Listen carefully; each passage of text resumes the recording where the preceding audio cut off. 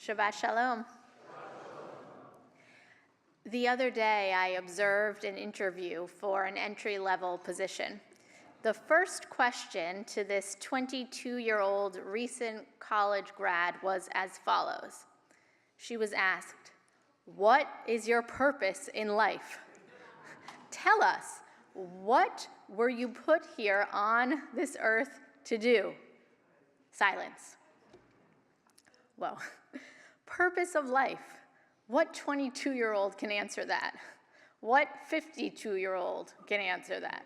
Could I answer that? Could you sum up your purpose in an articulate, confidence-inspiring, 3-sentence response?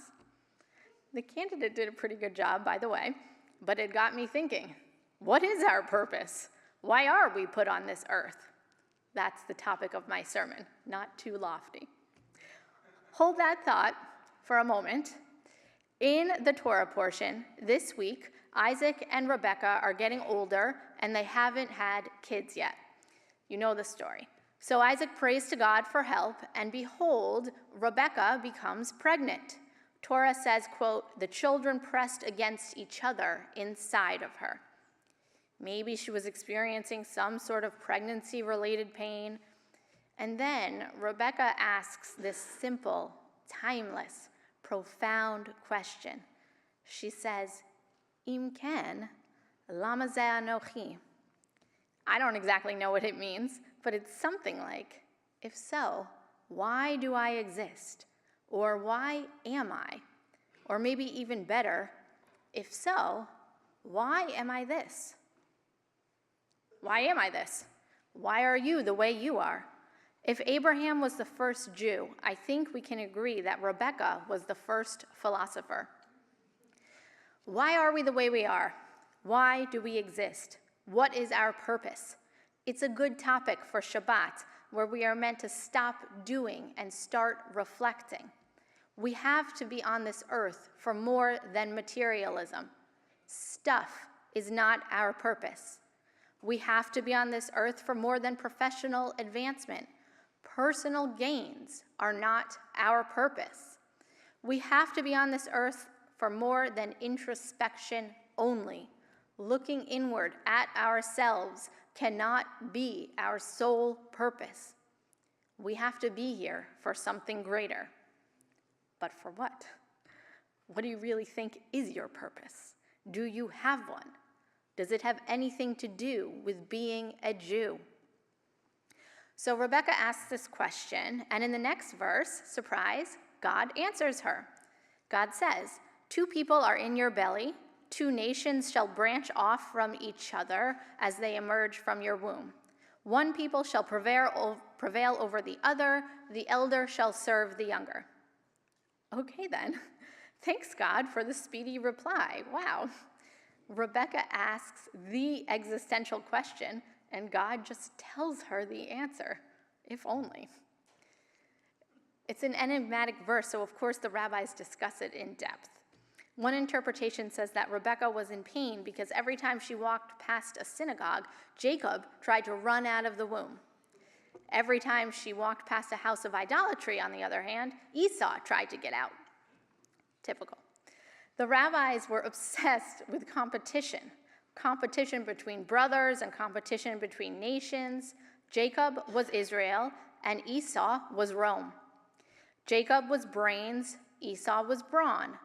Jacob was a pious intellectual, and Esau was an idolatrous savage. And so they paint Rebekah's question in that light. Why is she having pains in her pregnancy? Because she has 2 nations inside of her that will battle each other. But what if we thought about her question more broadly? What if her question was not at all about her physical state, but about her spiritual one?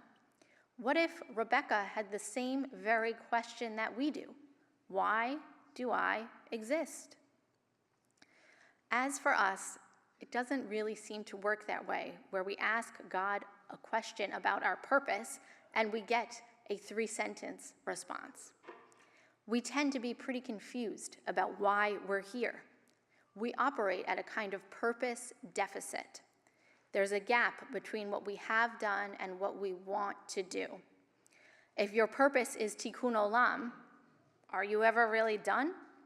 If your purpose is self-discovery, are you ever completely finished? We earn moments of contentment, of course, but are we ever fully content? Pirkei Avot says it's not for us to complete the work, but neither are we free to desist from it. We never really complete it. We never fully fulfill our purpose. Have you ever been badgered on the subway platform to shake the lulav? Yes? Or have you been given Shabbat candles or a box of matzah when you're walking down the street? Why? It's because many Jews believe that the more Jews fulfill mitzvot, the better. The closer we are to redemption. That is a purpose. But most of us here don't view the world that way. The Enlightenment helped us to reform away all the halachic framework which once was the Jewish purpose. Now we are left basically to our own devices to swim through an existential vacuum of murky morality and a fragile framework for meaning.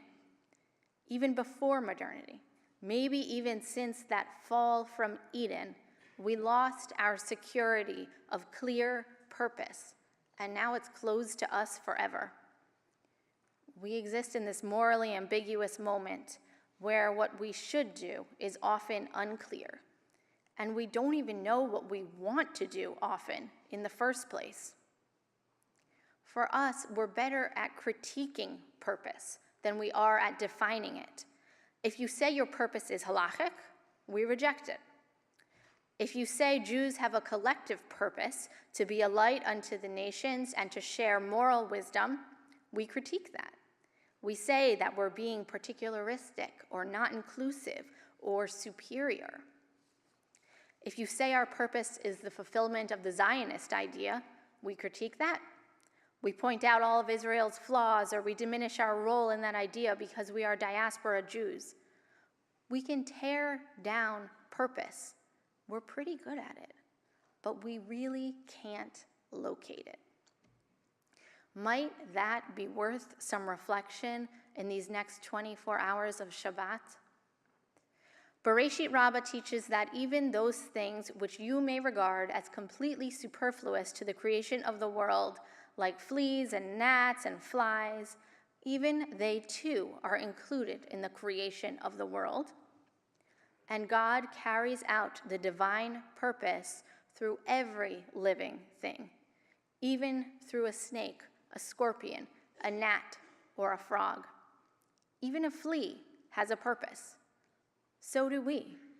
But we're blessed with the ability to think about what that purpose is and to try and know it. There's a Yiddish proverb that says that each child carries its own blessing into the world.